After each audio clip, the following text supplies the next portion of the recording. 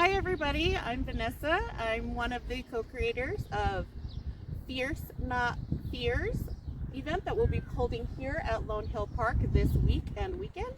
And I have brought to you today Monique Campos, and she is from the San Dimas Sheriff's Department with the Neighborhood Watch. So if you want to go ahead and tell us a little bit about yourself, that would be great. Well, first off, I'd like to say hello, my local San Dimas fierce women. Welcome to the start of something new and a new generation of us women empowering each other and coming together. Like Ms. Vanessa said, my name is Monique Campos. I'm the Crime Prevention Community Relations Officer with San Dimas Sheriff Station. I run basically the volunteer program, Explore program, community relations, neighborhood watch, business watch, personal watch, and partner with the city on A woman of city many events. hats. Yes. How most women are. I can multitask, just like us moms always do. Yeah.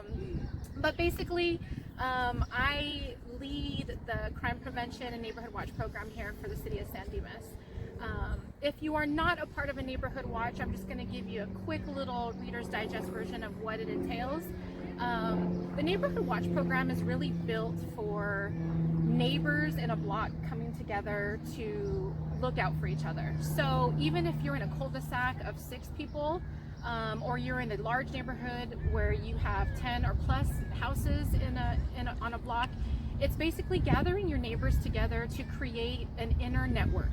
What I mean by that is usually there's one lead neighborhood watch block captain who gathers all the neighbors together, and you guys have basically what you call neighborhood watch block meetings. It could be monthly, it could be bi-monthly, it could be every 6 months.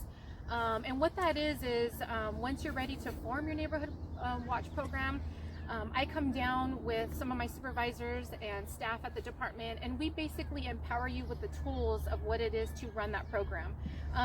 And really what it is a organizational tree and strategies of same thing as see something, say something. So all you neighbors, really, you are your lookouts for each other. You look out for vehicles that are parked suspiciously on the block.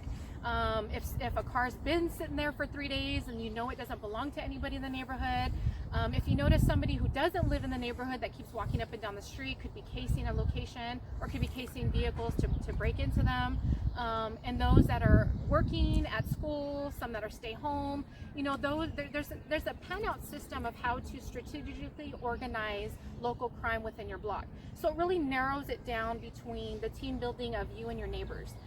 Once that's formed and we give you the tools and see something, say something, you guys basically create your own little network and then you communicate.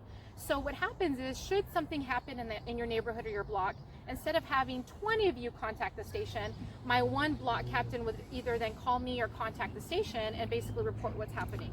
Now there's a difference from a crime that occurred and wanting to report something that you may have heard or some information that could possibly help a case. Say you have a Ring camera and there's an accident that happened right at the corner of your block and your Ring camera captured that traffic accident. Yes. That's something that could be used as evidence, right? So you would just call the station line to report that. That wouldn't really be like your neighborhood watch information or a whole block to come together for a crime that's happening now. Then there's your difference of a crime that's happening now. So say it's a regular day like today on a Tuesday afternoon, and 2 out of your 10 neighbors are home. The rest of them are at work or running errands. And one of the neighbors that is home notices that there's this suspicious person who's looking into the neighbor's house across the street, whether it be the vehicle or a window, right? So at this point, we're going to say a window to a home. That's kind of what the Neighborhood Watch program is about. That neighbor would then contact the block captain, but that would be considered a crime in progress now. Okay. I would suggest they would call the station right away, say, my name is so-and-so, I live on this street. Always, number 1, start with who you are, number 2, where you are. Those are the biggest thing in dispatch that we require right away. And that really expedites getting the information out right away. So my dispatchers... I'm sorry, I have been told that if a landline, it's the cell phones that you really have trouble locating, which is why they need to say where they are right away. Absolutely. I'm glad you said that, because cell phones, when you call a regular station line, we don't have GPS. We don't even have your location. we really don't even have caller ID. You think we would in the station, but we don't. Right. So getting your location is immediate. Now, if you call 911 on a landline, your address pops up automatically. So we already know who you are and where you are. Okay. If you call 911 on a cell phone, it pops up with your telephone communication information and your name. So if Vanessa is registered to Verizon, it'll pop up Vanessa, your telephone number, Verizon, and right now with the phones being so high tech, it's what you call the phase 2, which is a phone that has GPS. Right. So all phones that have GPS and caller ID pops up with that information. So actually with the latitude and longitude on our mapping, I could see with the cell towers, which there's cell towers throughout the entire Right. city, where you're at within a 3-mile radius. Right. However, if I don't have the address, Right. that means I still have a large area of 3 Right. miles to locate you. So that's good and bad. So that's why the information is important, that you get it out first, where you are Absolutely. and who you are. Absolutely. That's always the first thing I would say as key. Always say who you are and where you're at and what you're reporting. If it's a crime in progress, that's something that I would say call 911 for. If it's a life-threatening emergency. If it's something that, hey, this car's been parked on the street for 6 days, I don't recognize it, hasn't been moved, I don't even know who it belongs to, Right. I would just call the station for that and Right. report that as a suspicious vehicle. But then again, that's the neighbors coming together. Right. Networking either on a GroupMe application, or you guys can have your own Facebook page for Right. a Neighborhood Watch Block Captain on Shellman Street. Right. Right? So you guys can really narrow it down on how you want to network. And then the block captain really only has that information to share between all the neighbors. Okay. So, and then that actually gives me the ability to log all my Neighborhood Watch block captains. Yes. So if I have something happening in your area, Uh-huh. and I need to push that information to you guys right away. Right. So say we had a vehicle just stolen. Right. Right? So I would message my closest Neighborhood Watch block captain Right. either by email or by that GroupMe, whatever you've configured. Right. And I would say, hey, please let your neighbors know, be on the lookout for this vehicle. It was just stolen. Suspect vehicle could be like this. And it would be general information that we would provide to Right. the community. Now that puts all of you guys in alert Right. of what just happened. And if you see that suspect vehicle, now you guys are my eyes and ears Right. to connect with us Right. right away to catch them right away. Right. Right. So it makes it easier for us to have a block captain in so many different general block areas Right. in San Dimas. I'm proud to say that our San Dimas city, their neighbors and the blocks have really come together. I've worked various stations in the Sheriff's Department, and here in San Dimas, I have 120 block captains right now. Wow. So that means that there's a lot of neighborhoods that really like to come together to Right. protect each other. It would scare me if I have some neighbors that just really don't want to be a part of something like Right. that, and then the numbers would go down. Right. That means we don't really have that unity. Yeah. So here in San Dimas, we actually have a really good community connection, just like social media. Right.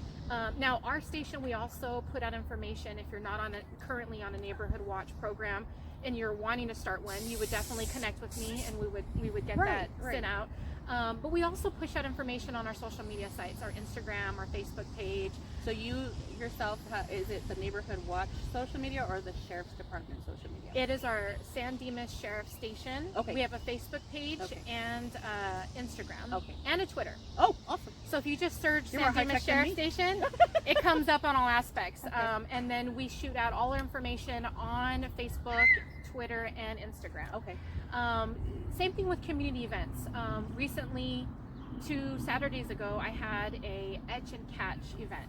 Okay. So I don't know if you've heard, but No. since COVID, we've had a lot of vehicle thefts and vehicle burglaries. Right. Where the catalytic converters, the tailgates, and third row seats were stolen because people are bored and they're breaking into cars now. Right. So there's a special metal in the catalytic converters that cost over $28,000. Oh yes, I've been seeing So a lot what of we those. did was we partnered with the city of San Dimas and Sanders Tow. Yes.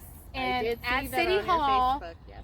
We engraved their license plate on the catalytic converters That was such a good idea. and spray painted over it. So what that does is it's a deterrent. Right. So when the bad guy goes onto your car to try to steal your catalytic converter and it's already serialized, they're going to say, oh, red flag, I'm not stealing this one. Right.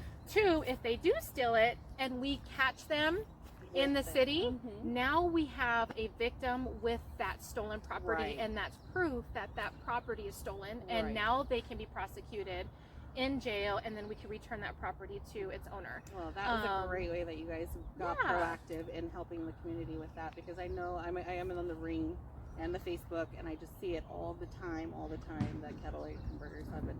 So that was I'm really glad that San Dimas Sheriff's did collab with everybody to make sure that they took that extra step to help. Absolutely. I mean, we sold out within 24 hours, and we're probably going to have another one in May. Okay. But we try to do as many community connection outreaches like that as much as we can. I mean, if there's a specific crime that's been going up, we basically do what we can to saturate that and decrease that crime level. Right. And it's with everything, honestly. Right. I mean, obviously, as the times are going and COVID changed a lot of things, a lot of people were home a lot. Mm-hmm. You know, the differences in crimes shifted, and a lot of it changed, and we just kind of go with that times. Now, we have so many deputies that patrol the San Dimas City, and we also have the county part. Right. So here in the parks too, within the community and neighborhood watch, it wouldn't necessarily be just the blocks. And with neighborhood watch too, it could encumber, you know, portions of, like we have the school right here, we have the parks. There's also some apartment buildings that I've really partnered with some of our seniors, that even though you don't live in a standalone house and you're in an apartment complex, the neighbors within your apartment complex, you can still come together and network and still help each other, whether there's still crimes happening to your vehicles in the carport, or they're breaking into or vandalizing your property, you know, in their little patio or in the home, so apartment home. So really, crime prevention and neighborhood watch has a lot of entities. You know, when we go into a neighborhood watch, new standing neighborhood that wants to create a block captain and create a program, I really like to come during the day, and then I like to come during the night. The reason why is I like to see the lighting.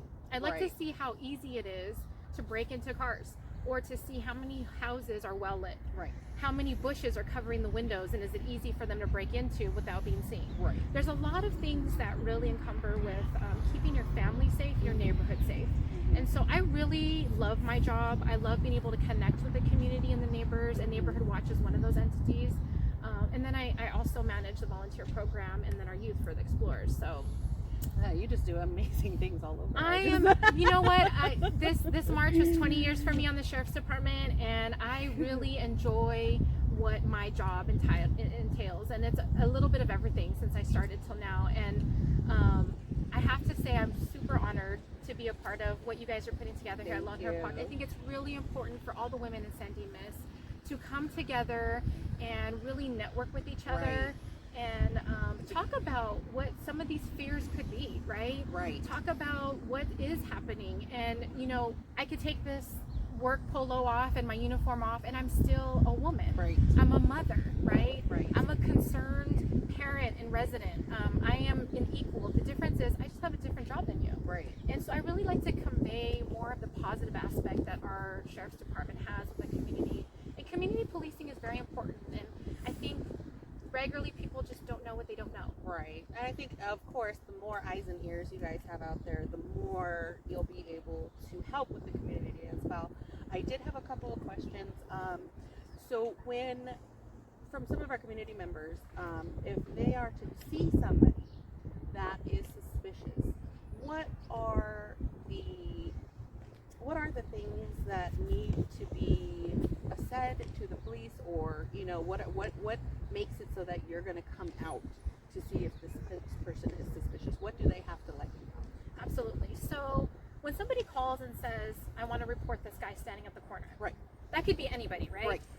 And without sounding judgmental, because that could be taken in so many ways, there's a reason why it made that person feel something was suspicious. And to me, that's really the core of why you're calling. What are they doing? What are they wearing? What is it that makes your first instinct tell yourself, I've never seen this person before, and why are they suspicious? And so I what think made you feel uncomfortable? Absolutely. And that is really the message to convey when you call the sheriff's station, because one thing that could be suspicious is it's right now on a Tuesday in the afternoon, 75 degrees, and they're wearing a heavy black hoodie and sweats. Well, I mean, that outfit is already suspicious because it's not freezing cold, right, and it's not raining, right? And you've never seen them before. So those are some of the things that I would highlight first. Right. We do get a lot of calls where, yes, they've never been seen in the neighborhood before, all just because they may be a different race. That is really not suspicious activity. Right. And I'd really like the community to know the difference of that, right? So just because they've never been seen in the community, in their neighborhood, and they're of a different race, doesn't make them suspicious. Right. However, they could be visiting the park, but if they're walking up and down the street for the past 15 minutes looking into vehicles, that's suspicious. Right. If they're lingering, yes, if they're making the appropriate eye contact to things that you feel that they're trying to get. And it's really their body language, right? Right. It is. It is. And we could be here we're in the park now, and what could be suspicious is somebody walking back and forth but yelling and screaming at themselves. Right. That's suspicious. Right. That's like not normal.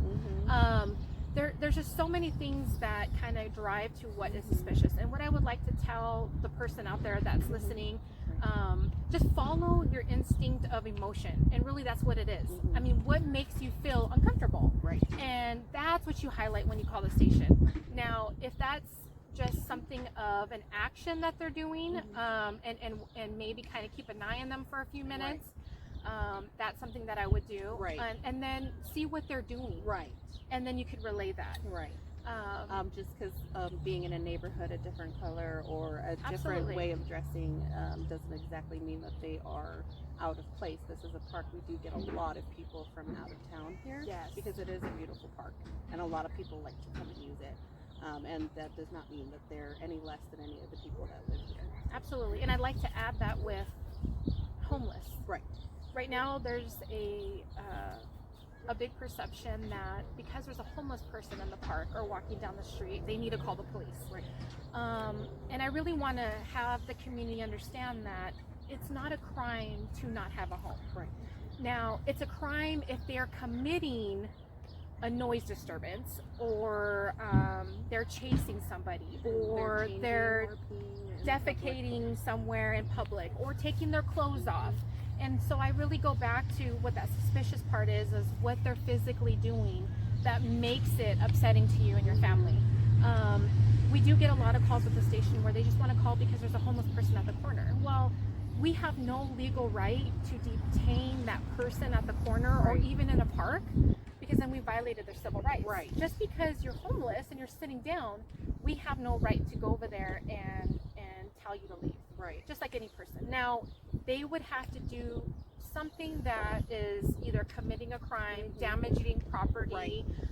There's kids here, so if they're urinating in public or getting naked in public, that gives us gives us a reason to go over there and say, hey, look, these are the boundaries and the signs and what it is in a public place. Right. And then we have that right to go there. Right. So, there's a lot of levels on suspicious people. And then right now in these times with what's happening with COVID, another thing too is, I'd like to call and report somebody not wearing their mask, or there's 3 or 4 of us in a park not wearing a mask. Well, we've been vaccinated, right? And we're not completely 6 feet apart, but it's not a crime to not wear a mask either. Now, if it's a large gathering and there's 20 of us and we're here within 5 feet and, we're doing something that's of noise disturbance or disturbing the peace of others or something that's criminal activity or damaging, that also is something the police can come out and enforce them. Right. But because it's all about communication. Really is. And it's a level of understanding of us just taking back our community and coming together as a human race. Right. And that's just what this whole thing is about. Obviously, we're geared more towards women and elderly women, just due to the fact that Miss Jeannie, the horrible incident with Miss Jeannie over here on the corner, and that's what really made us want to come together. We saw so much hate and finger pointing at the wrong parts of what needed to happen with what happened here. We definitely wanted to everybody as women, that's how we come together, that's how we bring our families together, that's how we incorporate our husbands, our sons, and those types of things when we're coming together, and that's what we teach them as they're growing. So that's definitely why I wanted to do this, and I'm really excited to have you on board. Everybody on board. Thank you. I appreciate that. Not a problem. Thank you so much for coming and doing the interview, and we will be having you on Saturday. What is the date for April 10th at 3:15 p.m. here at the park for any Q&A. So if you have any other questions for Miss Monique, she will be here to answer those questions with. Thank you for joining us and having us a part of this. The purpose of this entire thing is because we want to protect our families. Right. We want to protect each other, and as women, we are the multitaskers. We are. We're the nurturers, We are. right? And we are fierce. We do bring that fierceness where there's nothing that can defeat us, Right. but greater in numbers can create change. And I'd Definitely. really like to highlight, the observance of the good of what's about to come this week and this weekend. And, I'm going to be here with some resources. I will have my business card.